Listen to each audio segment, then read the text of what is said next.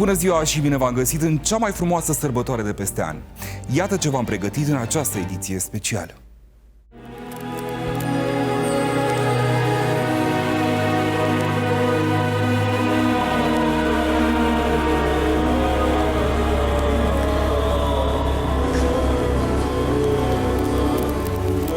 Să-L facem pe Hristos să se nască în noi. Când vine chemarea aceea, e ca un foc. Lași totul, nu te mai interesează nimic. Și acum rămân acestea trei: nădejdea, credința și dragostea. Iar mai mare decât toate este dragostea. Și spune că dragostea nu cade niciodată. Ce înseamnă dragostea? Nici aici pe pământ, nici în veșnicie. E singura virtute care nu rămâne pe pământ, merge cu noi în cer. Deci Maica Domnului a călcat pe muntele ăsta, de asta și-a luat denumirea asta. Și în momentul când Maica Domnului la Iviru, unde e mănăstirea Iviru acum, acolo se chema limanul lui Clement. Când o pășit pe uscat, zice, cumva s-a cutremurat tot Atos. Curaj! Hristos s-a născut. Hristos s-a născut. Și avem mai multe dovezi despre nașterea lui Hristos și despre învierea lui Hristos decât avem despre Iulius Cezar, de exemplu. Sunt foarte multe dovezile nașterii Domnului și foarte multe dovezile învierii Domnului. Și asta este dătătoare de curaj.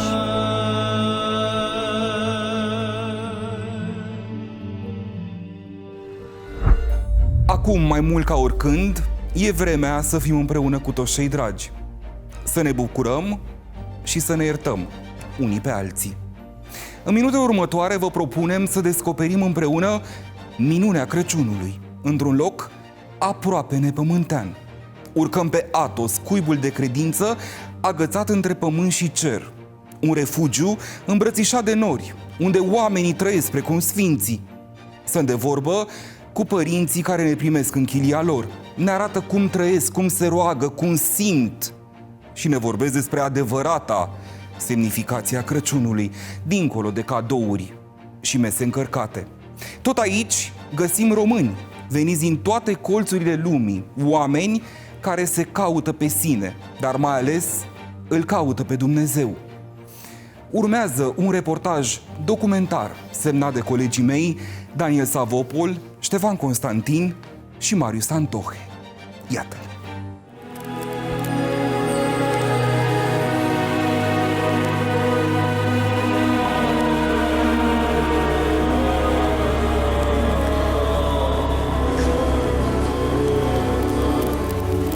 Să-L facem pe Hristos să se nască în noi.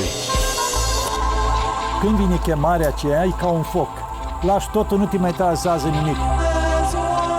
Și acum rămân acestea trei: nădejdea, credința și dragostea. Iar mai mare decât toate este dragostea. Și spune că dragostea nu cade niciodată. Ce înseamnă dragostea? Nici aici pe pământ, nici în veșnicie. E singura virtute care nu rămâne pe pământ, merge cu noi în cer. Deci Maica Domnului a călcat pe muntele ăsta, de asta și-a luat denumirea asta. Și în momentul când Maica Domnului la Iviru, unde e mănăstirea Iviru acum, acolo se chema limanul lui Clement. Când o pășit pe uscat, zice, cumva s-a cutremurat tot Atos. Curaj! Hristos s-a născut. Hristos s-a născut. Și avem mai multe dovezi despre nașterea lui Hristos și despre învierea lui Hristos decât avem despre Iulius Cezar, de exemplu. Sunt foarte multe dovezile nașterii Domnului și foarte multe dovezile învierii Domnului. Și asta este dătătoare de curaj.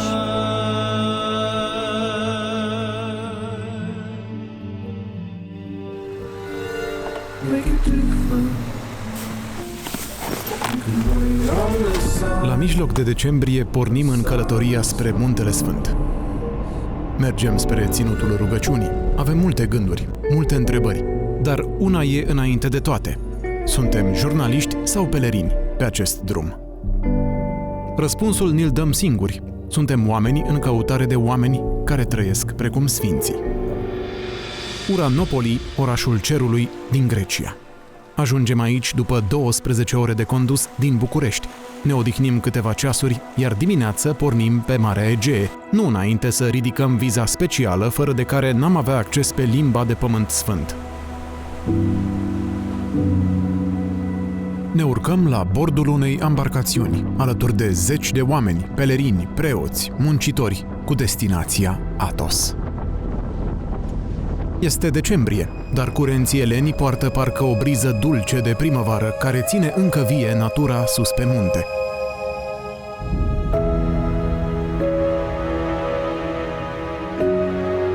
Undeva la orizont, între cer și mare, în păduri virgine și pe coasta pierdută în nori de ceață, se ridică mănăstirile.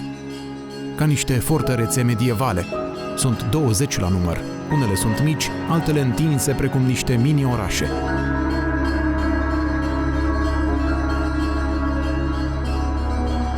Aici, în chilii de lemn și piatră, își duc viața aproape 2000 de suflete, într-un ritual sacru numai de ei știut.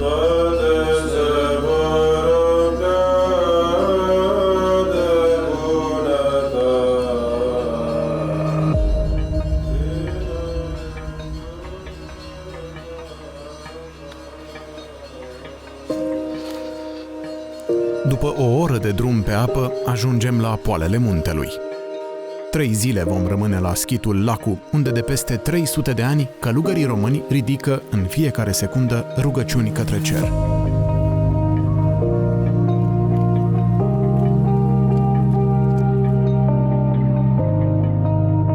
Prin dantela de nori se ascund chiliile care înconjoară biserica centrală, ce adăpostește una dintre icoanele făcătoare de minuni ale Maicii Domnului.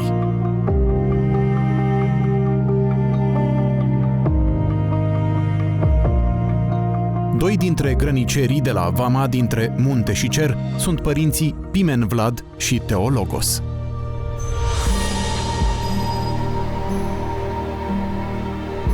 Fără binecuvântarea lor, nu am fi ajuns aici, pe Athos. Asta spunem noi, însă călugării ne explică faptul că Maica Domnului este de fapt cea care ne-a deschis ușa. Ce ați simțit, ce ați gândit când ați primit mail-ul de la mine? Nimic, că este voia lui Dumnezeu, de fapt. În general, un monah nu are sentimente, nu în sensul că este un Robocop, ci în sensul că trebuie să facă voia lui Dumnezeu. Primul care ne iese în cale și ne dă binețe este însuși starețul Pimen. De aproape 30 de ani trăiește aici și are grijă de locul pe care îl numește Grădina Maicii Domnului. Doamne ajută, Părinte! Doamne ajută, bine ați venit! Bine v-am găsit într-o zi binecuvântată, cu ploaie, cu apă. Păi na, Maica Domnului rânduiește toate cum e mai bine. Am văzut că pentru a ajunge pe Sfântul Munte Athos ai nevoie de o viză materială, o hârtie. Dar parcă primești o viză spirituală înainte. Parcă lucrurile se așează cumva. Și eu mă uitam la mine acasă, ultima foaie din calendar când am tăiat-o, a rămas decembrie cu o imagine din Grecia. Totul se lega. Cum ajunge cu adevărat o persoană aici, pe Sfântul Munte? Ce-l aduce? Să nu uităm că Sfântul Munte nu e un munte oarecare. Cum avem în lumea asta, atâția munți, atâția ca istorii, să spunem așa, vechimi, știu eu. Aici e un munte deosebit, de asta e numit, e singurul munte numit Sfânt. Sfântul Munte Athos. Vedem, cealaltă au diferite nume. De aici e Sfântul Munte Athos, Grădina Maicii Domnului. Deci asta se leagă denumirea asta, cum zic și grecii, Perivolitis Panagia, adică Grădina Maicii Domnului. Sfântul Munte este un stat, este o republică monahală, nu este un stat independent, este un stat anexat. Pe noi nu ne interesează politica, sau mai bine zis, ne interesează doar politica cea cerească, politica globală, politica lui Hristos și nu politica parțială, politica părții, politica de partid. Și deci, din cauza asta, în Sfântul Munte, bineînțeles că nu există partidă și, bineînțeles că în Sfântul Munte nu există instituții, să zic așa, ale statului. Instituțiile statului din Sfântul Munte sunt instituțiile oferite de către statul elen, statul grec, căruia Sfântul Munte este anexat. Adică poliția din Sfântul Munte este poliția elenă, vama din Sfântul Munte este vama elenă și așa mai departe. Deci toate celelalte instituții, cum spuneam, moneda, da? E moneda elenă, adică în speță euro. Sfântul Munte este condus de către un protos, se numește, care este conducătorul Sfântului Munte, ales prin rotație prin rotație de către mănăstirile mari din Sfântul Munte. Acest model este plăcut pentru toată lumea și chiar în clipa care au venit, apropo de reprezentanți, au venit reprezentanții Uniunii Europene aici, în urmă cu mai mulți ani. Ei se întrebau cum de nu vă certați, cum de nu vă bateți, nu? Pentru că am spus că nu există niciun partid aici, dar sunt 20 de mănăstiri mari, plus sunt schituri, cum suntem și noi, plus sunt diferite chilii. Pe capul nostru. Da, așa. Și deci, cum de nu există certuri și cum de nu vă bateți, adică cum de nu există 20 de partide, nu 20 de mănăstiri, ar trebui să existe 20 de partide și să bată între ele. Da, bineînțeles că uneori sunt diferente, dar acestea dispar. De ce? Pentru că aici Dumnezeu este Hristos și nu banul, nu puterea politică, nu scurt-circuitarea, adică nu există lupta pentru putere în sensul în care există asta într-o lume fără Dumnezeu.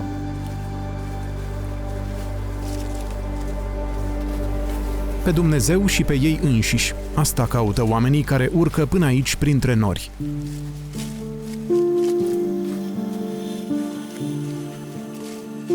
E locul Maicii Domnului, al cărei nume e pe buzele monahilor nu doar la slujbe, ci tot timpul, chiar și în puținele ore în care își așează capul pe pernă.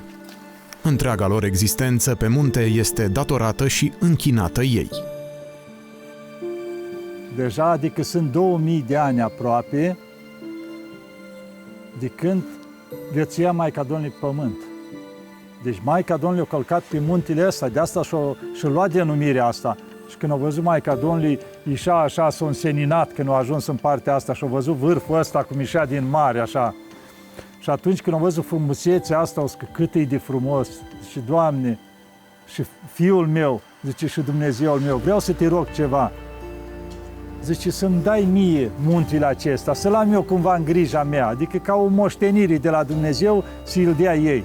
Și atunci a venit răspuns din cer și a spus, să-ți fie ție după dorința ta, Maica mea, și muntele ăsta să fie loc de liniștire pentru cei care vor să se retragă aici.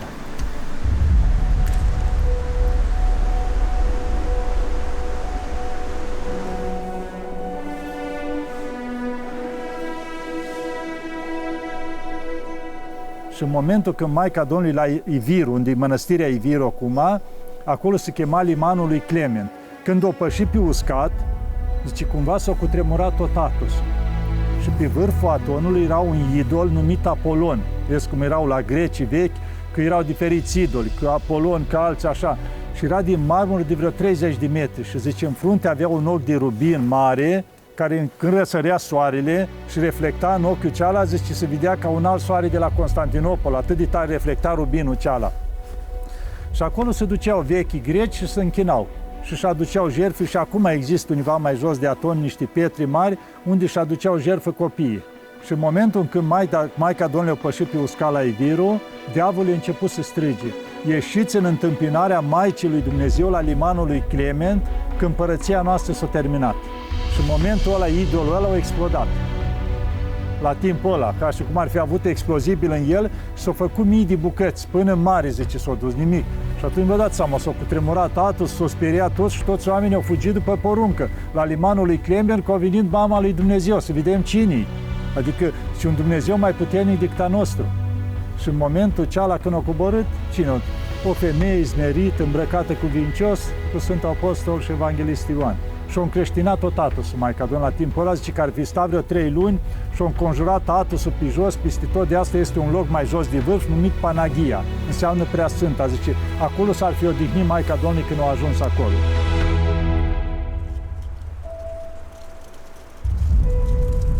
Din momentul în care muntele a fost închinat Fecioarei Maria și până astăzi, nicio altă femeie nu a mai avut voie să calce aici.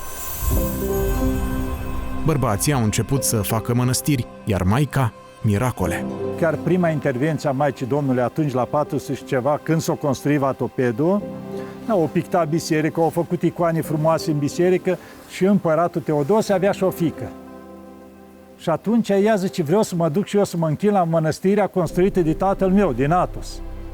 Ei, când au venit și au ajuns, când au intrat în biserică, univa în stânga era o icoană a Maicii Domnului pictată. În momentul ăla, icoana a apărut ca vie și Maica Domnului a început să-i vorbească. Ci că oprește-te și nu mai intra aici, zice că femeile nu au voie să intre aici, cumva e o singură împărăteasă a muntele acesta și de acum să nu mai intre femei în Athos. Atosul nu este o cetate, ori o metropolă, ci un loc de rai pământesc, în care omul își dă mâna cu Dumnezeu și natura lui.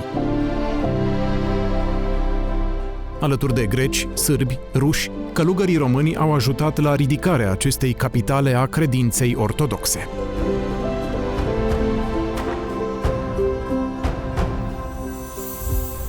Așa arată un drum amenajat în urmă cu cel puțin 100 de ani, dacă nu chiar mai mult, de monahii români care de prin anul 1700, potrivit dovezilor concrete, viețuiesc în mod neîntrerupt în schitul Lacu. Dovezile mai vechi atestă faptul că undeva în secolul 16, 1500 și ceva, a existat o vatră monahală formată din călugări sârbi, care la un moment dat au dispărut și este o perioadă ușor neacoperită documentară în care se presupune că schitul a fost pustit. Dar, repet, din 1700 până în zilele noastre, schitul Lacu este locuit permanent de călugări români.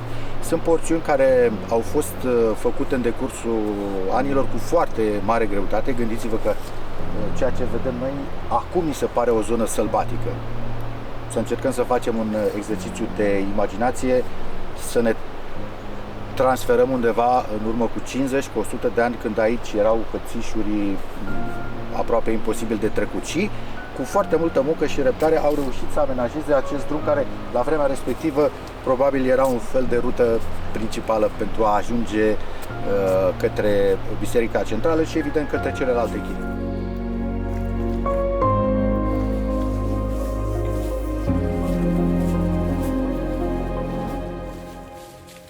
Odată la câteva luni, Cristi face drumul Pitești-Athos. Merge la călugării de aici cu întrebările românilor de acasă. Răspunsurile le înregistrează pentru rubrica sa de YouTube, iar între filmări, pelerinul reface drumurile slujitorilor lui Dumnezeu, de parcă ar fi unul dintre ei.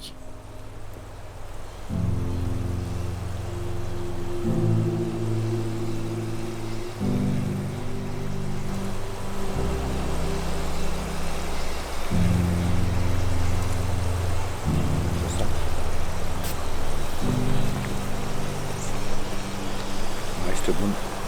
Are un gust foarte ciudat. E dulceag, e acrișor. Are multă vitamina C.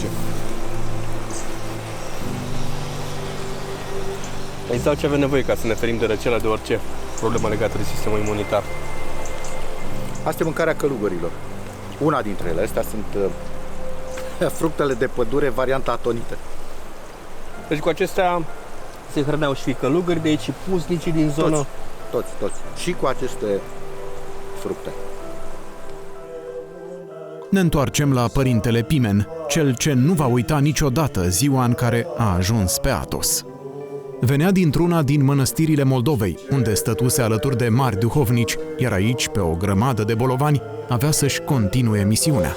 Cu psalm lăudând și cinstind pe Maica. Cum spunea cineva, zice, avea un fel de ham aici și în spate o scândurică și acolo punea o piatră. Și urcau la deal până unii trebuia. Descărca piatra, iar îi aducea alta, de unii li cărau. Deci așa s-o căra tot ce vedeți. Așa se muncea. Spunea din părinți bătrâni, chiar români, până Dionisie de la Colciu, care o adormit recent la 90 și vreo 7 de ani. Și spunea, când mi-arăta el, că la timpul lui eu prins alte timpuri, venit el de la 18 ani, vă dați seama, în Athos, nu exista nimic. Zice, așa, orice zid vedeți, zice, cu hamul, cu piatra aici, o căram, o duceam, puneam acolo cu pământ, că nu exista ciment, la timpul ăla nu exista asta, cu pământ, cu piatra și tot puneai așa, că Maica Domnului îngrijește ea. Când te încredințezi, ei cu totul. Vedeți aici, doar să vede ce am construit. În 2005 nu exista decât o grămadă de bolovani aici și muntele se unea cu sus. Am început având 1000 de euro datorii, niciun leu. Și am mers și am luat locul ăsta și atât de mult mă bucuram când vinea să le iau în brațe. Și știam ce mă așteaptă, o lucrare, eu n-aveam niciun leu. Eu am pus nădejdea Maica Domnului. Mulți zicea, bă, dar zicea, ai nebunit, ce te-ai apucat acolo? Zic, eu nu fac casa mea, fac casa Maicii Domnului. prima minune, deci care a fost aici, a fost când am ajuns, deci la început era datorii. Până am început, am săpat aici, am adus un buldozer, l-am rugat pe unul, a venit și o săpa muntele. S-a adunat 10.000 de euro datorii, 20.000, 30.000 și care aveam un grec, un prieten, și părinte, dar ce faci? Și măi, pe mine, că aveam și 4 muncitori cu care lucram, și îți dau un cap ăștia, nu ei plătit, datorii la toți, datorii la buldozer, datorii la ciment, datorii la piatră. Zic, nu fac casa mea, fac casa Maicii Domnului. Maica Domnului o să se îngrijească de astea. Dar nu vă stresați atunci? Nu, eu mă gândeam, Maica Domnului, tu știi. Eu fac ce pot, tu te ocupi de restul. Zic, eu nu pot, omenești n-aveam de unii. Deci nu vă era frică, Domnule, rămân fără bani. De unii să ai, n-aveam nici cunoștință, nimic. Și chiar lucram la primul zid acolo în spate și oprește un Land Rover aici și coboară 6 oameni. Și zice, Doamne ajută, Doamne ajută, ce faceți? Muncim. Merge. Și bani aveți? N-avem.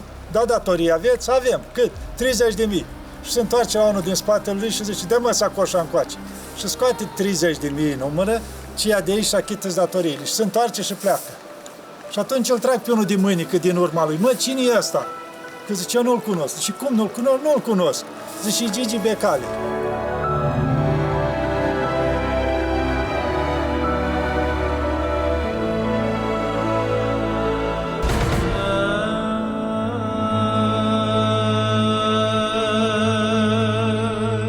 Omul se tiktokează, știri, sport, fotbal și ajunge să se roage la 12 noaptea cu capul în pungă. Să nu fie creștin care să nu trăiască bucuria nașterii Domnului. Dar cum am spus, nu poți fără Dumnezeu să trăiești lucrul ăsta. Nu călare pe porc, cum se zice, sarmale, băutură și asta nu-i nașterea Domnului. Deci sărbătoarea înseamnă împăcarea cu Dumnezeu. Și împăcarea cu Dumnezeu, am spus, prin spovedanie, prin cererea așa față de Dumnezeu, iartă-mă, Doamne, cu tot anul te-am supărat, am făcut atâtea, iartă-mă, Doamne, și să ne cerem iertare de la toată familia, de la soții, de la copii, de la toți cei din jur, pentru că greșim în fiecare zi. Să-i îmbrățișăm pe toți cu drag. Băi, te iubesc, iartă-mă, uite, din nebunie, din băutură, din nu știu ce, te-am supărat, iartă-mă. Adică să fie, într-adevăr, sărbătoarea asta o bucurie. Dar asta înseamnă să ne împăcăm cu toții, să ne cerem iertare de la toți, să cerem iertare la Dumnezeu. Și să nu lipsească nimeni de la biserică în ziua nașterii Domnului.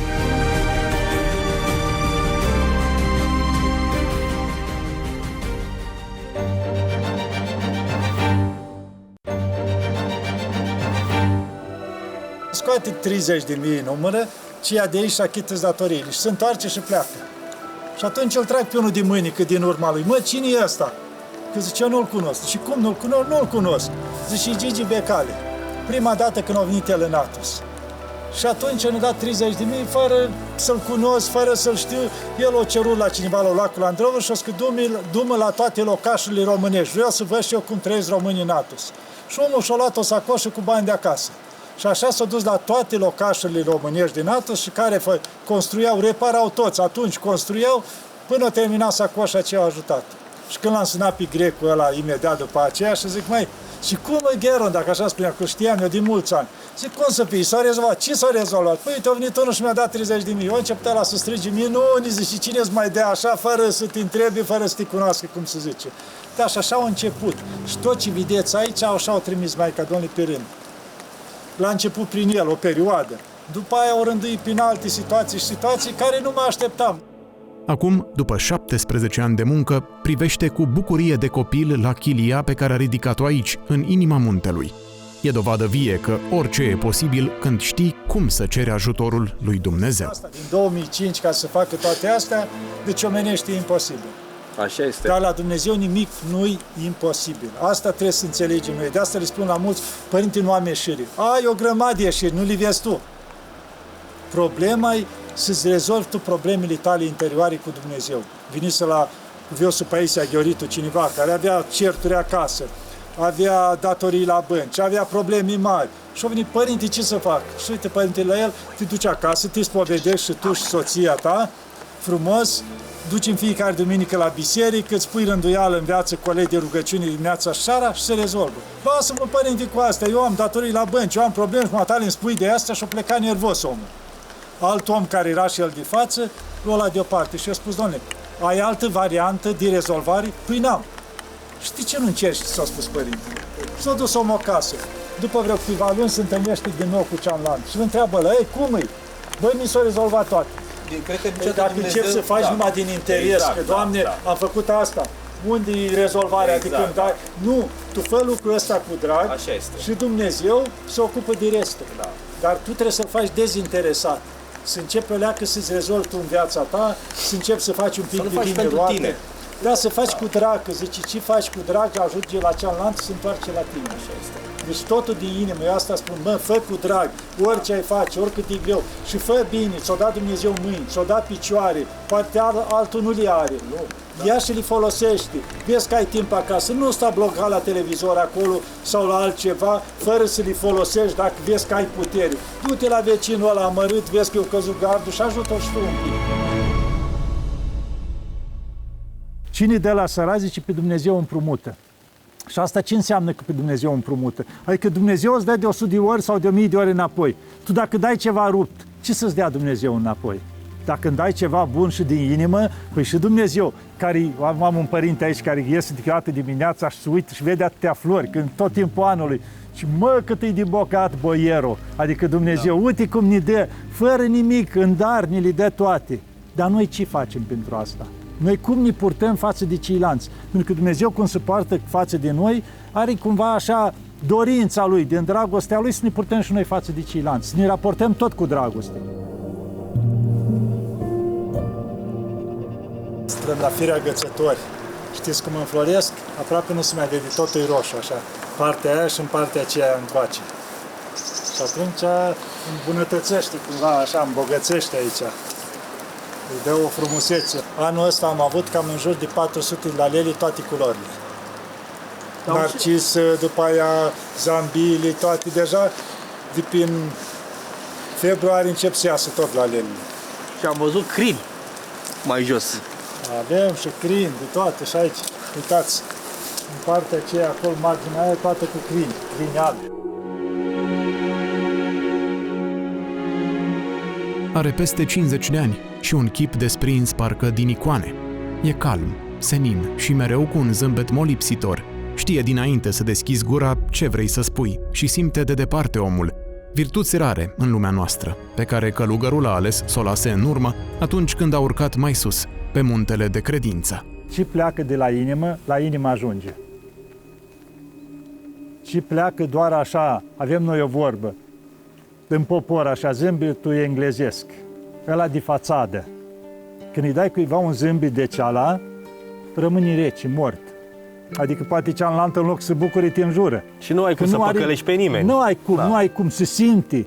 Deci lucrul ăla care pleacă de la inimă se simte. Și de asta citisem univa, era un bătrânel care tot așa univa. Și îl întrebați ceva, părinte, de ce când vorbești matale toată lumea plânge? Și tătuțule, ce pleacă de la inimă se duce. Adică ce faci cu drag din inimă, eu de asta le spun la mult, și aici, așa acasă, și trebuie și tot. Mă, faceți cu drag ce faceți, ca pentru Dumnezeu. Pentru că ce faci cu drag are valoare, aceea e valoarea lucrului, care e făcut cu drag. Și niciodată nu te plictisești de el, niciodată nu devine greu lucrul ceala. Uite, vedeți eu pe aici și acum mai sunt încă flori pe aici, da? Tot ce ține flori aici, eu mă îngrijesc de ele. Vedeți toate trenulețul ăla, eu zic trenulețul ăla e făcut de mine. Până m-am chinuit eu, am făcut primul și în fiecare zi turnam câte unul. Ei, tot ce ține de flori aici, eu mă îngrijesc de ele.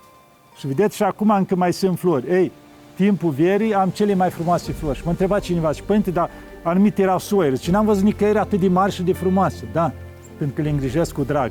Eu vorbesc cu ele, mă duc, spun, tu ești mai frumoasă, ce frumos ai înflorit, le mângâi, vorbesc. Adică, deci însuși natura simte lucrul ăsta. Că Dumnezeu o dat-o pentru noi ca oameni să ne bucurăm de ea.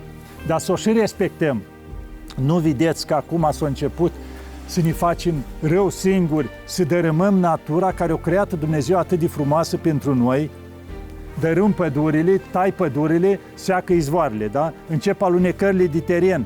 Deci se întoarce natura împotriva noastră că noi ne batem joc de ea. Și noi ne tăiem singur sursa de oxigen. Vedem la orașul, ne-ar trebui la 10 blocuri să existe un parc mare. Da, să fie sursa, ei, la noi se taie parcul ăla și să mai face un mall, să zicem. Ei, lucrul ăsta e autodistrugere, un fel de sinucidere. în Da, masă, da, lent, pe termen lung. Pentru că e tocmai sursa noastră, adică zice nimeni să iei și animalele, nu vezi că îți protejează zona lor sau cu tare, unii trăiesc ele în păduri cu tare, ca omul care a ajuns să-și facă lucrul ăsta. Deci noi nu știm să mai trăim, nu știm să ne bucurăm. Și de asta spun, tot ce ține natura asta a făcut Dumnezeu pentru noi. Zice, ce a făcut Dumnezeu? Zice, și-a făcut Dumnezeu toate astea și erau buni foarte, adică perfecte. Și după aia aceea l-a făcut pe om și a spus omului, ia și te bucură de toate frumusețile astea, ți le dau în mâna ta. Cu bucurie, așa se trăiește fiecare zi aici. E precum un templu fără margini, în care odată intrat, începi să simți altfel lumea din jur. Însuși un animal care l-ai și ți-i drag, da? Te bucuri de el atâta timp cât ai grija lui. Aveți dreptate. Îl îngrijești. Dacă l-ai omorât, dacă te mai bucuri de el, nu. La fel un copac frumos în curte care îți dă rod. Deci atâta timp că îl îngrijești, îl sepi, îl curiți, te bucuri de el. L-ai tăiat, s-a terminat. La orice lucru, o floare la fel, o îngrijești. Deci toate astea poți să te bucuri dacă pui suflet la ele și revenim la inimă. Adică toate să fie făcute, cum zice, din suflet, din inimă, cu drag. Că atunci așa orice lucru îi spui la cineva. Dacă dimineața te-ai trezit, băi, creștinii, frații, vecinii, Doamne ajută, să ai o zi bună. Și tu i-ai spus-o din toată inima, păi omul ăla simte că ziua aia e înflorit. Căprioarele trăiesc ele în lumea lor, adică Foarte frumoasă. sunt căprioare, sunt șacali. Au apărut lupi acum nu de mult, am văzut o dată doi, deci nu au fost înainte.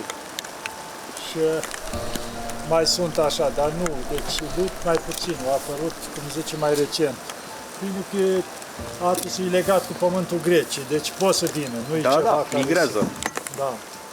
E foarte bine că contribuie la ecosistem. Da, deci a fost o perioadă prin care au îngăduit Maica Domnului, eram cu barca și la un moment dat văd că ies dintr-o peșteră, din apă, două foci, un cap mare de ăla, și noi când se învârtea Elicea la barcă, văd că îi ardea de joacă și a început pe barca mea și eram cu o barcuță mică și am fugit și după noi, că zic că asta am răstat în barca. Ardea chef de joacă.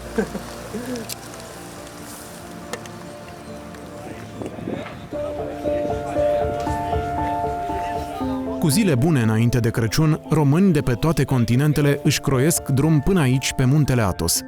Vin ca să se pregătească pentru minunea sărbătorii ce urmează, pe care încearcă să o înțeleagă de la călugări. Daniel? Robert, Robert, de unde ai venit? din Râmnicu Vâlcea, România. România. Da. Prima oară?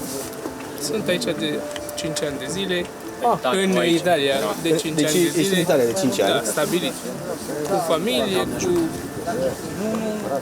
prieteni, da, mai puțin prieteni, că nu prea sunt în Italia. Că, Nu? adică mai mult acolo ești ocupat cu muncă, cu Ce muncești? crez în agricultură, fermier. Cum e munca acolo în agricultură? Binișor, Ca bani față de România? mult mai bine, Ca muncă? mult mai mult. Datorită contextului, de-aia am și plecat. Că dacă era bine în țară, eu unul nu plecam.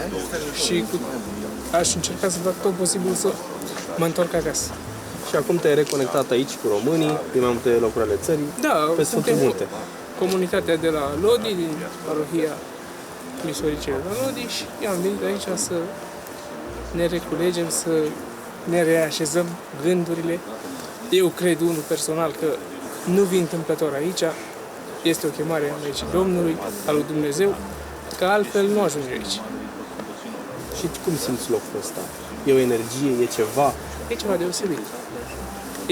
Nu se poate pune în cuvinte dacă trăiești cu adevărat spiritul și aici cu adevărat se spune că este un munte de credință.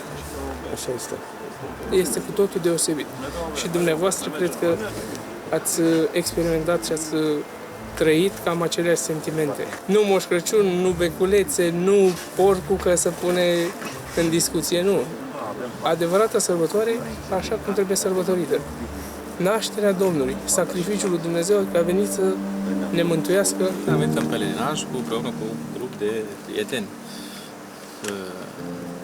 din parohia noastră din Italia. Pentru prima oară? Părintele, da. Eu personal, da, ceilalți de mai multe ori. Deci înseamnă că acum sunteți stabiliți acolo în Italia. Se stabiliți de mai mulți ani. De câți ani? De 2 ani. 20. 20 de ani? Aproape 20 de ani. Aproape 20 de ani. Cum este viața pentru România comunitară? În cazul dumneavoastră, în cazul comunității dumneavoastră? În cazul comunității foarte bine. Sărbătorile de Crăciun, cum le petreceți? Mai câte o dată prin România, câte o dată pe aici. Da, ne-am integrat, suntem o comunitate foarte bine. Ce ați reușit să vizitați acum? Ce schituri Mai ați multe văzut? mănăstiri, mai multe schituri, mai multe... Suntem la mijloc, nu mai avem o zi. Ce v-a impresionat? Foarte multă istorie legată de acest. Multe locuri deosebite. Daniel. Petru, Daniel. Teofim. Încântat, de unde ați venit? Noi venim din Italia, facem parte din grupul care era prima dată aici, un grup de 30 ceva de persoane, care am venit, cel puțin pentru mine, nu știu pentru mine. Este prima dată care venim aici, din Sfântul Munte. da? Am mai fost cu grupul nostru, cu parohia noastră, în alte peregrinaje, în Ierusalim, în alte părți, dar aici, în Sfântul Munte, pentru prima dată. Și vă simțiți cumva ca acasă, găsind aici călugări români? Aici, ceva mult mai mult decât acasă. Mult mai mult decât acasă. Recomandăm borșenilor să vină aici pentru că o să află o schimbare multă în suflet. În comunitatea noastră și în grupul nostru suntem câțiva borșeni. Suntem o serie de 6-7 persoane. Și vă schimbă experiența de aici? Cum? De fapt, în toate peregrinele. Simți ceea ce nu simți în lumea laică, cum s-ar spune. Ce simți? Alte trăiri, alte momente de fericire, uiți de tot. Și zâmbiți. Da. E ceva. Da. Încărcătură sufletească. Da. Plecăm spre departe de lume, aici nu sunt partide politice, nu sunt televizoare, nu e radio, nu e nimic aici. Chiar și nu e nimic, dar e totul. Toate seriile, noi la grup așa, câtă liniște și câtă frumusețe aici, care nu găsești în zumzetul de Milano sau alte părți. Deci, da. Uiți de stres, uiți de tot. Și pe acasă mai mergeți? Prin România? De Crăciun. Da. De Crăciun. Da, deci Crăciun se face acasă, în familie. România, la Maramureș, Borșa. Da. Cam de 2 ori pe an. Și pregătirea de Crăciun pe Atos. Da, pe Muntele Atos. Nu cu porci, cum spunea Părintele Primar. Nu cu porci. Cu credință. Cu credință, duhovnicește. Să-L punem pe Hristos, pentru că El este cauza și pricina acestei sărbători. Noi de asta sărbătorim. Și nu ai venit singur? Sunteți un grup, am înțeles? Noi suntem un grup mic, dar aici întotdeauna ne întâlnim cu grupuri de români. În ce zone? Din toate zonele țării. Din toate zonele țării. Și pot să spun că anul ăsta a fost o explozie, cel puțin în toamnă. Deci din 2014 până acum pot să spun cu siguranță că niciodată nu au fost atât de mulți români mai ales în această perioadă în care în general numărul pelerinilor este scăzut. Asta e un lucru bun. Românii noștri vin și ei să se închine alături de românii noștri călugări. Da, o bucurie, nu? Și să aici, trece român cu român pe Atos. Aici regăsim un colț din România, chiar dacă suntem în Grecia. Asta e România de aici, din acest loc. De pe Sfântul Munte. Da. Dacă aș trage doar o singură concluzie, că având ajutorul lui Dumnezeu, poți să faci orice. Din punct de vedere al realizării tehnice, ceea ce s-a făcut aici este un efort aproape supraomenesc, pentru că noi ne aflăm cumva în mijlocul peninsulei Atos, într-un loc accesibil doar cu ajutorul mașinilor. Este o distanță destul de mare față de port, față de capitală și mi-aduc aminte, numai transportul materialelor a însemnat un efort financiar și uman fantastic. Dar una peste alta nu asta a contat, ci faptul că noi românii avem încă un cuib de mitralieră, cum uneori mai glumeau părinții, din care se ridică rugăciuni pentru țara noastră, pentru poporul nostru și pentru toată lumea. Cel mai înalt, înțeleg, și cel care spuneai și tu este mai greu accesibil pentru un călugăr. Ei sunt ostașii din prima linie a acestui front duhovnicesc în care de fapt ne aflăm și noi, chiar și noi cei din lume. Să știi că suntem sau purtăm fix același război. Este războiul pe care îl purtăm cu propriile neputințe, având ca scop tocmai biruirea slăbiciunii noastre.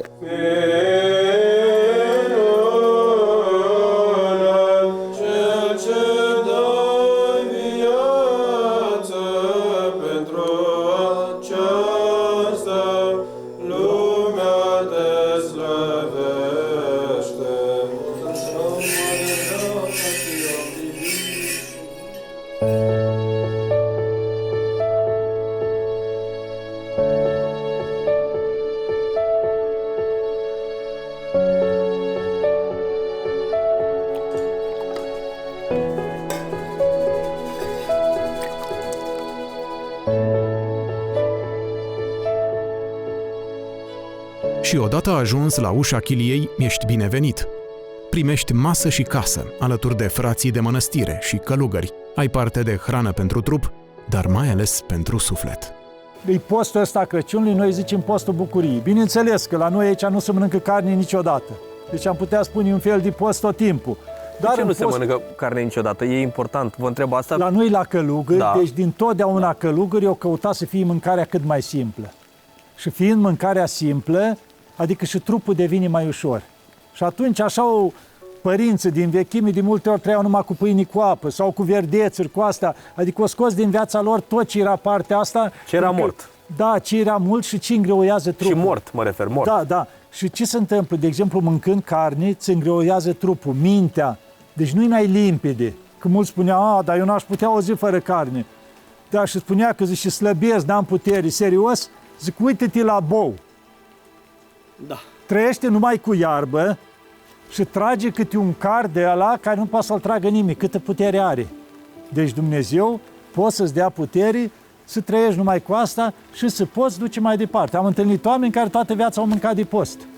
Da, nu era nicio problemă. Deci organismul omului e făcut să nu aibă nevoie de carne. Dacă e mintea mai limpede, mănânci de post, mănânci mai rar, nu mănânci să te îmbuibi, că noi întotdeauna avem o vorbă în călugărie, zice să mănânci în așa fel încât să mai poți face metanie după ce te-ai ridicat de la masă. Crăciunul cum îl trăiți aici? Bun, nu avem... Nu aveți sarmale. Nu avem sarmale, nu avem cârnați.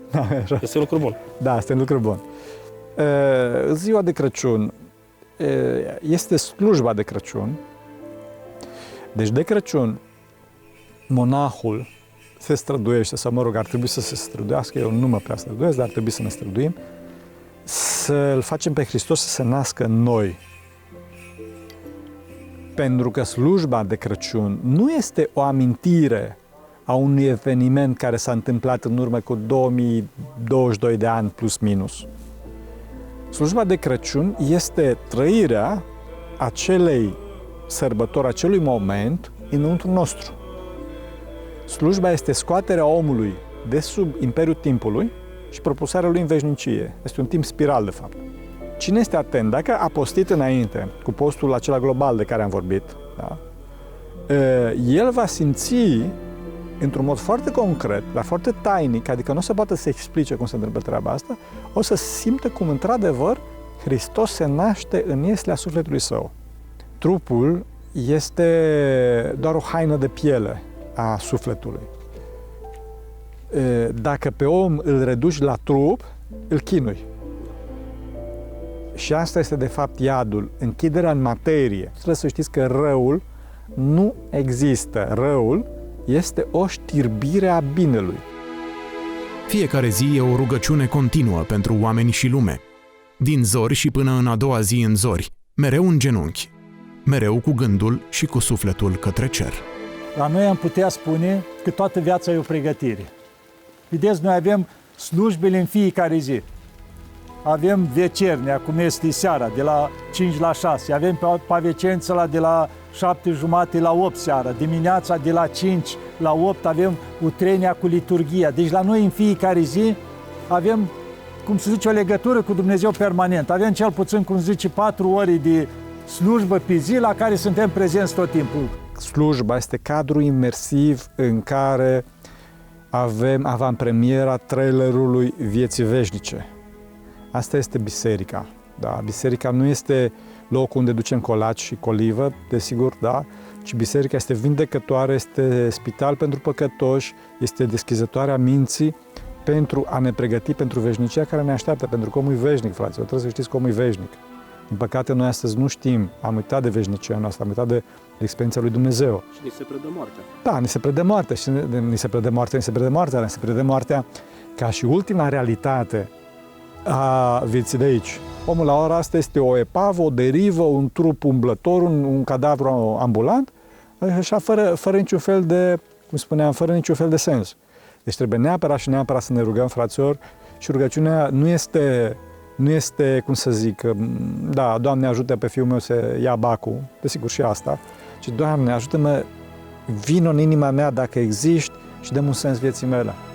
Luminează-mă.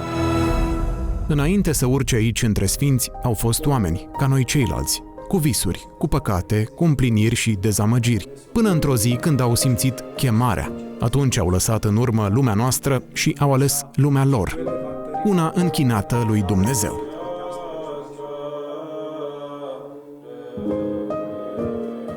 Și pentru că a început să răsară soarele peste Sfântul Munte, să-mi spuneți, vă rog frumos, cum a răsărit noul soare pentru noul început al vieții dumneavoastră, când ați decis să fiți călugăr. Trebuie să știți că la toți cei care devin monahi există un acut sentiment de deșertăciune acestei lumi. Adică văd că această lume este o lume incapabilă să rezolve ecuația umană, este o lume căzută și atunci Dumnezeu îi scoate din lume și îi împinge spre monahism. Și datorită faptului că noi suntem interconectați între noi, asta este oarăși mare taină pe care noi o dezbatem și o aprofundăm pe ochiliatplaneta.ro, oamenii sunt interconectați în ei, datorită faptului că noaptea toți oamenii se liniștesc și tot Duhul este mult mai liniștit, mult mai lin și mult mai propice pentru rugăciune. Și din cauza asta, rugăciunea de noapte este mult mai bună. Datorită faptului că suntem noi în Sfântul Munte și aici există foarte multe rugăciuni, din cauza asta rugăciunea din Sfântul Munte este mult mai puternică decât rugăciunea din lume.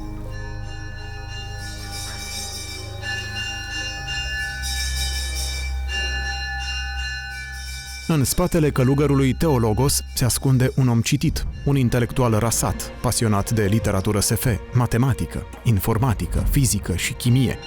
Un om care cercetează cu mintea și crede cu toată inima.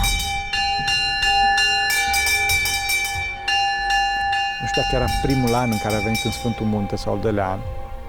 În orice caz, deci cum se spune, Sfântul Munte eram încă cu pantaloni, adică nu aveam dulană și celelalte. Așa, eram tânăr frate de mănăstire, așa, și m-am dus la slujbă, a fost foarte frumos de Crăciun, o atmosferă extraordinară, cântări extraordinare, o atmosferă înălțătoare, pluteam de tipiconul latonit. Și când am ieșit afară, mă întâmpină un părinte și îmi zice așa oarecum răstit, dar mucalit, da? Zice, s-a născut Hristos. Așa puțin la el și zic, eram gata să-i servesc o tiradă teologică. Da. Și el își dă seama că n-am înțeles ce a zis el. Pe care mă bate așa în piept, zice, s-a născut Hristos. Adică înăuntru meu, s-a născut Hristos. Și eu mi-am dat seama că de fapt eram foarte departe de un răspuns afirmativ la treaba asta. Avea în față un viitor în regatul urban, o carieră în IT, în jungla corporațiilor. O carte însă avea să-i reconfigureze GPS-ul sufletului și așa a ajuns la mănăstire. Care va cerceta faptele voastre și va pune la încercare gândurile voastre. Zicem că o zi o să fie și cuvântul nostru, să zicem datorită comunismului și, atmosferei care exista pe vremea respectivă, nu știam foarte multe de religie, nu eram om al bisericii și așa mai departe. Citeam foarte multe cărți, filozofie, science fiction, în orice caz cărți grele, așa. Și la un moment dat, în cercul nostru de prieteni, care toți mergeam la Humanitas să cumpărăm cărți, un coleg de-al nostru, Tomiță, Dumnezeu să-l binecuvânteze dacă vede așa, îmi spune, du-te la Humanitas și cumperi cartea asta, deci e bună. M-am dus la Humanitas, am cumpărat cartea respectivă, era subțirică așa, mică, costa 300 de lei, care pe vremea respectivă era destul de scump, și hai să o citesc. Eu tocmai descoperisem, după perioada comunistă în care omul era văzut doar ca și o grămadă de celule, ca și un trup, descoperisem cum că omul ar putea să aibă și ceva care se numește suflet. Descoperisem deja lucrurile astea. Și că pentru prima dată, ca niciodată, am citit prefață și am găsit că autorul a murit la anul 774, dacă țin bine minte. 774 și 744, nu mai țin bine minte. Așa. Și în carte se deschide cu o precizie fenomenală, se dovedește existența lui Dumnezeu, se vorbește despre părțile sufletului, se vorbește despre patrie și mai departe.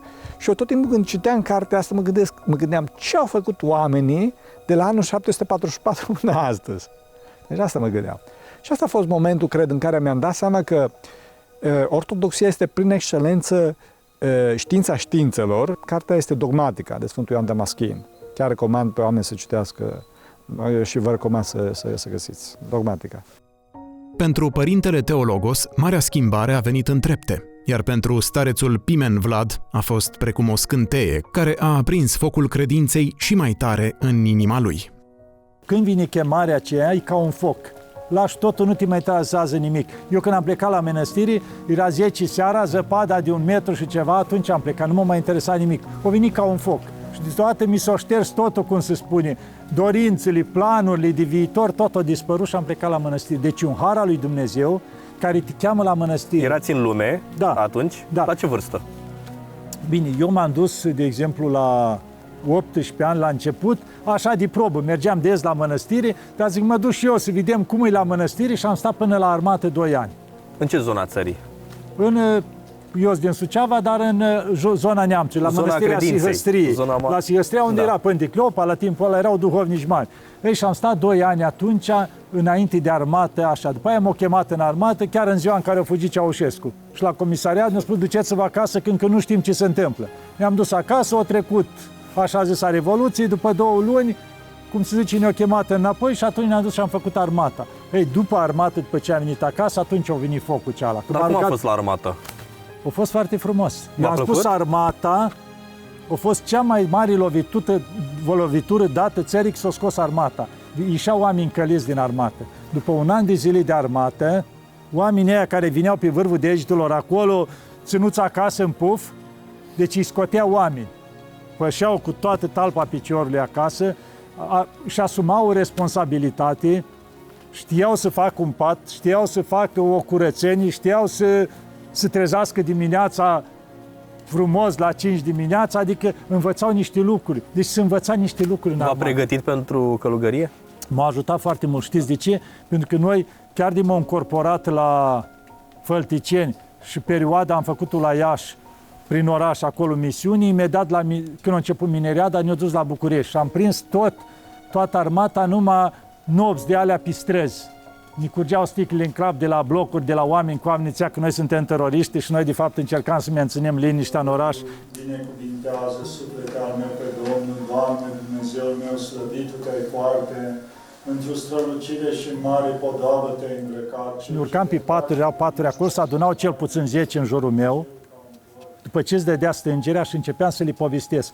Eu dacă stătusem pe lângă Părinte Cleopa, atâtea minuni, atâtea lucruri cât îi povestea Părinte Cleopa, deci aveam, cum zice, o enciclopedie în cap, care poate acum multe le-am uitat. Și le povesteam minuni și asta, stăteau toți și ascultau. Pelerinii care astăzi au ajuns aici la chiliile agățate parcă de nori, îi caută pe cei 2 teologi. Așa își astâmpără setea de cuvinte cu duh și sfaturi de viață. M-am contaminat de bine, fiindcă aici lucrurile se petrec firesc.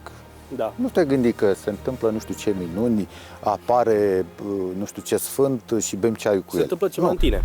Cea mai mare minune care se întâmplă cu orice om care vine cu gândul curat, cu mintea dornică să înțeleagă, este că ajungi să înțelegi de fapt ceea ce ești. Ajungi să înțelegi foarte repede că ai un scop, unul singur. După care, evident, cauți soluțiile ca să ajungi acolo.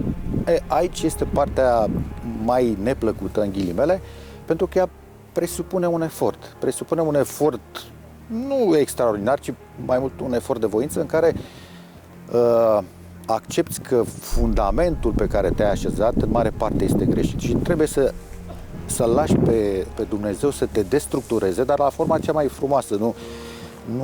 Nu este obligatoriu să fie însoțită de suferință, cum foarte fals unii lansează această idee. Deci asta e sărbătoarea bucuriei, se naște Hristos. Deci asta n-ar trebui om să fie trist. Și atunci ce se întâmplă? Da, ești singur acasă, ai avut ceva necazuri până la Crăciun. Este timpul ăsta de pregătire, în momentul în care, să zicem, cât te-ai spovedit, te duci să te spovedești, o leacă să-ți cureți și tu toate greutăți, că de fapt acolo te descarci la preot. Te duci și îi spui totul, plângi, râzi. Ce poți tu? Îi spui, părinte, uite, toate astea le-am făcut, ajută-mă. Părintele te dezleagă, să șterg toate, ți-să ia greutatea care atârnă pe tine, suferința aceea, ce ai trecut tu, că el te ascultă, indiferent, ți-o murit cineva, te-o înșelat cineva, ți-o făcut rău cineva, tu te duci și te descarci. După aceea, spui că ești singur. Ce se întâmplă? Atunci în noaptea aia să faci slujbă frumoasă. De ce să stai acasă, să-ți plângi de milă, când poți să te duci la o slujbă frumoasă? Sau eu mai recomand altfel, măi, dacă tot suferi de singurătate, acasă nu poți să te bucuri, du-te cu o zi înainte de Crăciun la o mănăstire. Avem sute mii de mănăstiri, cum se zice în țară la noi, care primesc la mănăstire, poți să rămâi și peste noapte.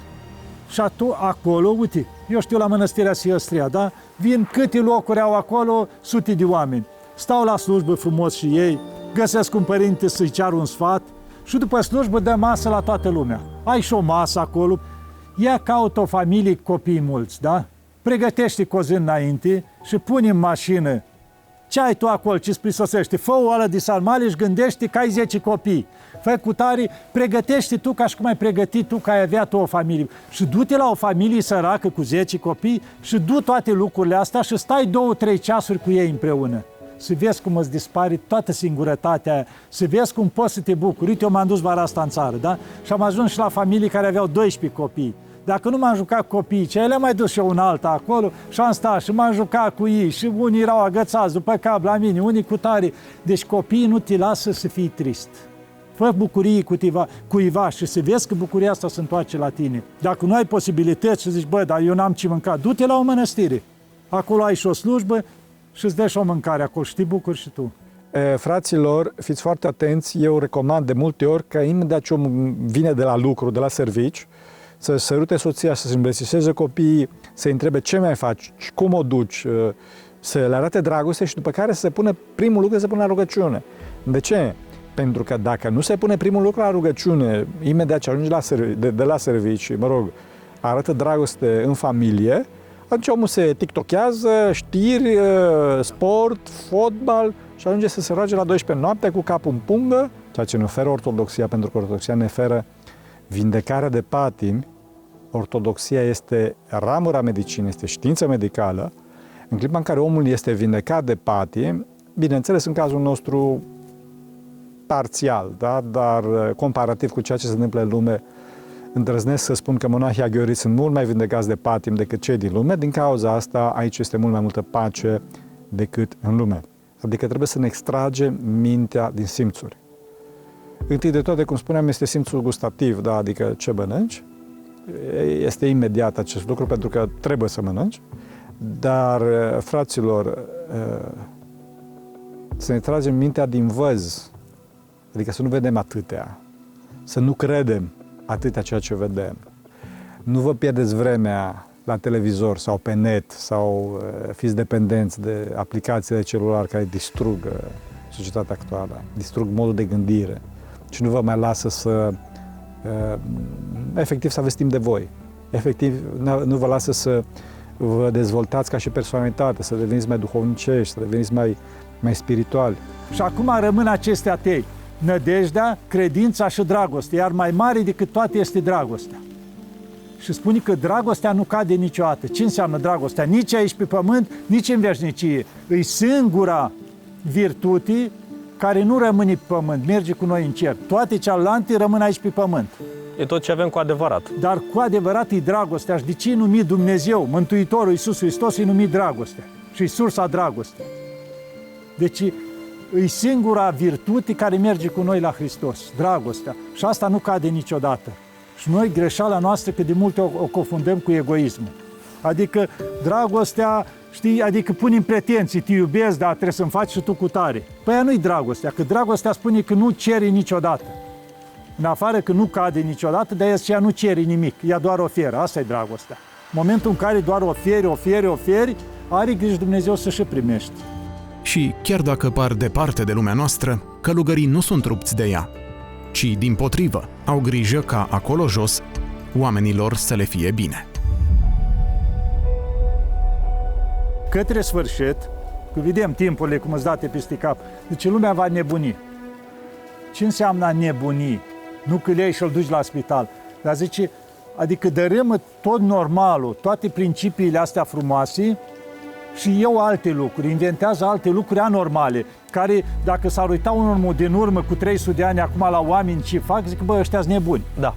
Tot ce fac îs nebuni. Da, deci exact lucrul ăsta, lumea va nebuni. Și vor fi puțini care nu vor înnebuni.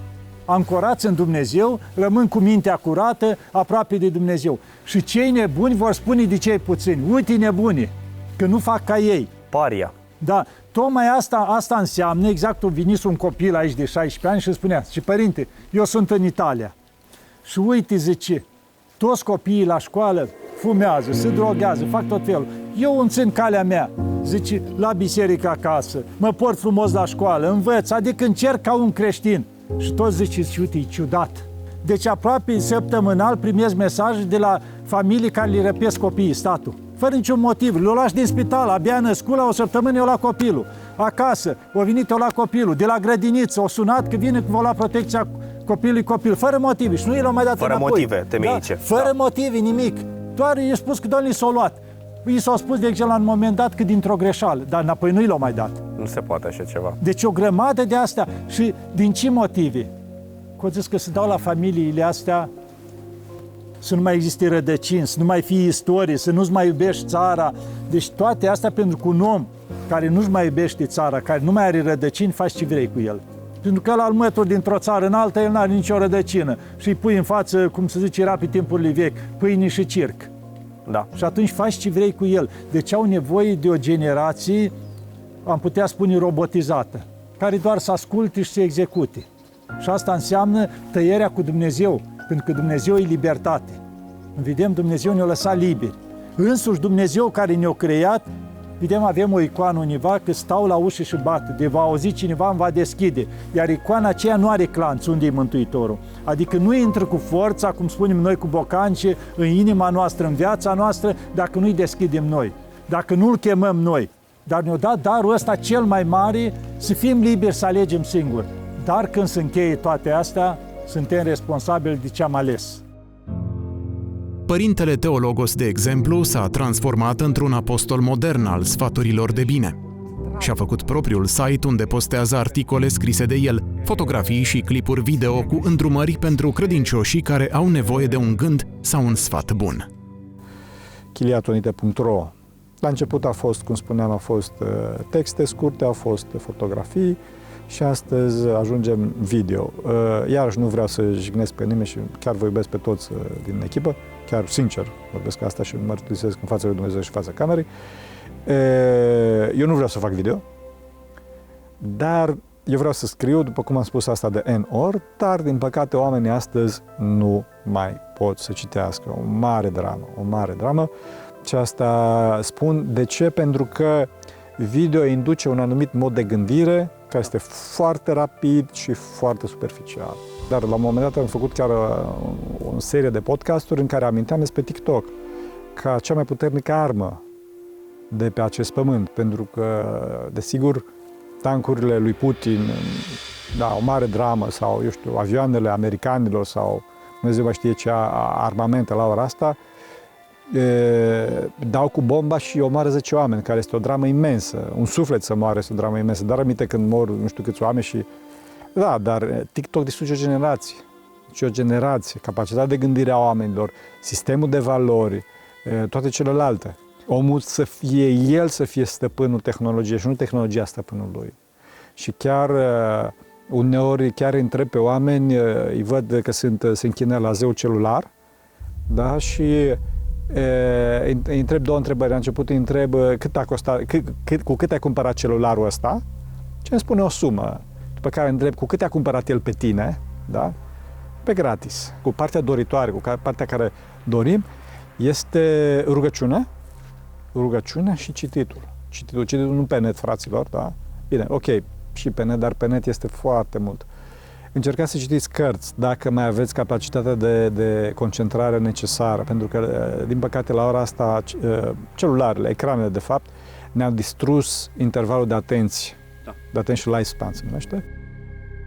Călugărul cinefil și cu ștaif de realizator de emisiuni decide să ne ia nouă un interviu pentru site-ul Chiliei Atonite. Acceptăm cu drag și învățăm cu bucurie din această experiență. Îmi place să cred că am fost mereu un tip onest, un tip care nu a alergat după bani, un tip care a ales să crească încet, dar sigur, pe o cale pe care o vrea să fie una dreaptă.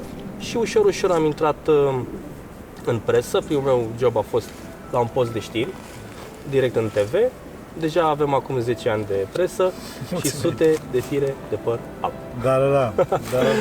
Și nu văd viața mea fără Dumnezeu. Eu personal, eu nu o văd. Eu nu pot să-mi fac meseria asta bine fără Dumnezeu.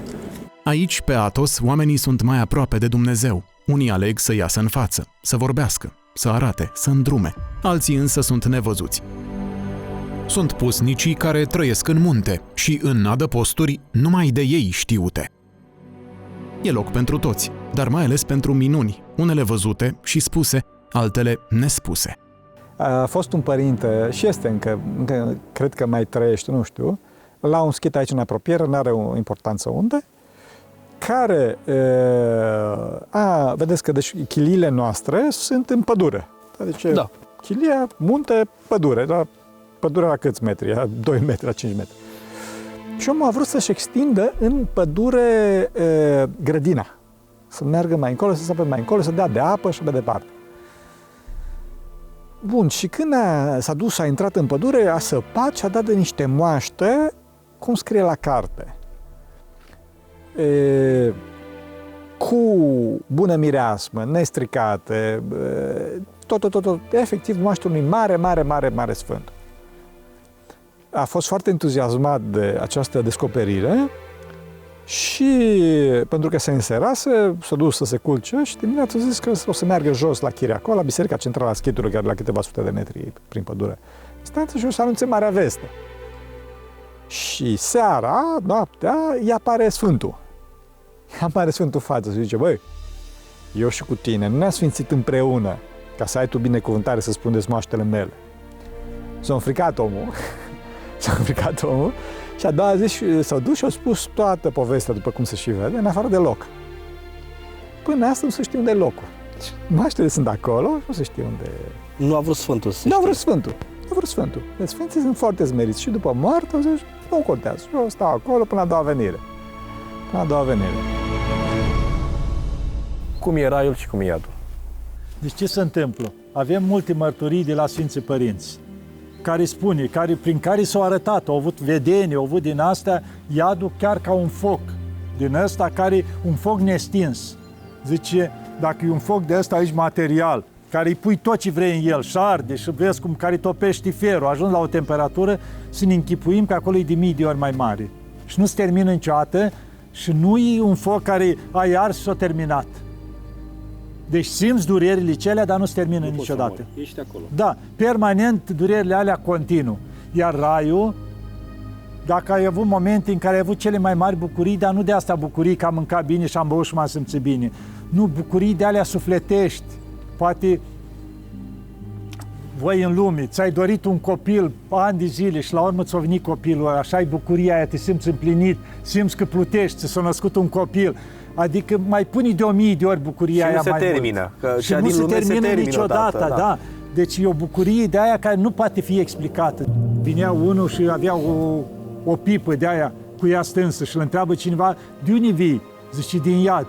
Și ce-ai căutat acolo? Și am fost să-mi aprind pipa, că am auzit că este foc. Și de ce nu ți-ai aprins-o, că e stânsă? Păi mi-a zis, zice, că acolo nu este foc.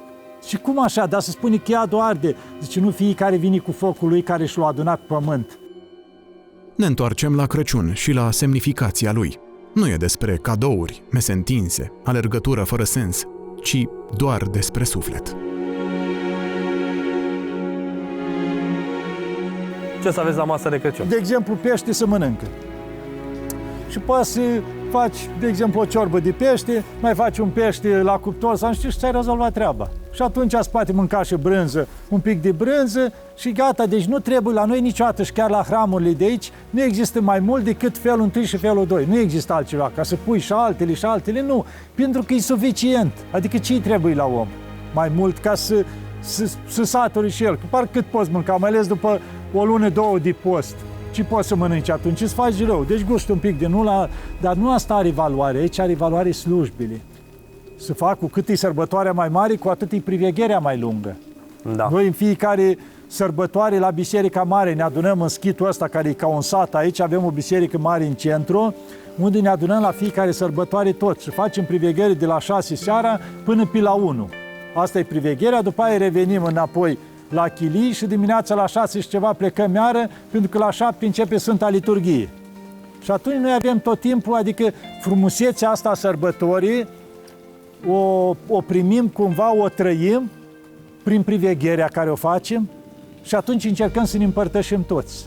Adică lei pe Hristos, te bucuri de priveghere și normal posteneala aceea. Și să vă mai spun ceva, dimineața după o slujbă de asta, să zicem de priveghere de vreo 7 ore și dimineața liturghia iară care este vreo 2-3 ore, ești obosit, poți să ai orice bunătăți, mănânci ceva și vrei să te duci și te odihnești 2 ore. Frumusețea ai să stai acolo să reziști 6-7 ore la o slujbă, unde se cântă frumos, să citești, adică ai contactul cu Dumnezeu. Acolo este hrana dumneavoastră. De fapt, asta este, că altfel, noi ce se întâmplă? Noi venitul nostru la mănăstiri, nu ne-a adus nimic cu arcanul. Hai că trebuie să stai în mănăstiri. Noi am venit din drag aici, o chemare a lui Dumnezeu. Că dacă nu ai chemarea lui Dumnezeu, nu reziști să stai în mănăstiri. Am fost la Tesalonic zilele trecute, că am avut hramul chiliei aici, așa am făcut cumpărături. Și ne-am dus și noi la activa depozite mai mari să luăm anumite lucruri. Deci în magazinele astea uriașe care te plimbai o oră ca să faci dintr-un capăt în altul, deci 80% erau numai de astea ce țineau de Crăciun, dar nu aveau nicio treabă cu nașterea Domnului. Diferiți moșulezi, diferite, tot ce vroiai posibil, dar nicio treabă cu sărbătoarea în sine. Asta s-a ajuns comercial. Doar creștinii mai țin adevărat. Adică la noi se zice Crăciunul, la greci se zice Hristugena, adică nașterea lui Hristos. Coboară Mântuitorul pe pământ între noi, pentru noi, să ne vindece, să ne facă bine, să ne mântuiască. Și de asta vedem că la nașterea lui însuși îngerii cântau slavă între cei de sus lui Dumnezeu și pe pământ pace între oameni în bunăvoire.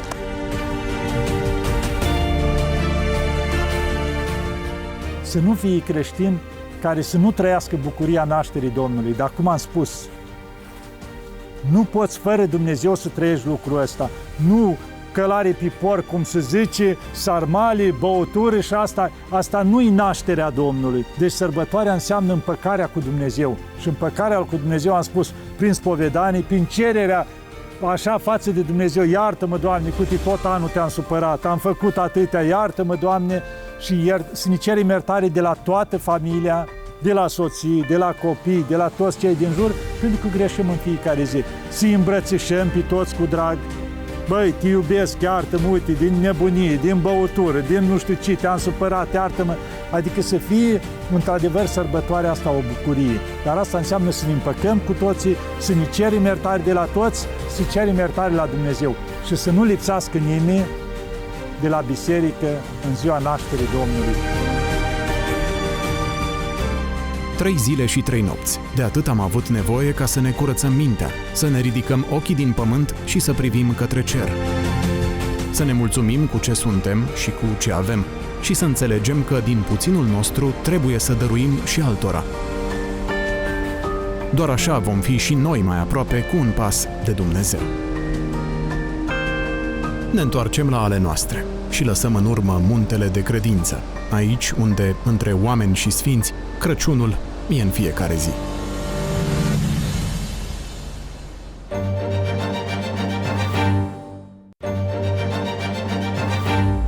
Vă mulțumim că ne-ați stat alături în această ediție specială de Crăciun. Sper că aceste sărbători să vă aducă liniștea, împlinirea și măcar puțină abundență. Săptămâna viitoare pășim în noul an. Eu vă aștept tot aici, alături de echipa mea. Asta e România. Vă aștept cu drag. Vă mulțumim pentru toată susținerea. La revedere!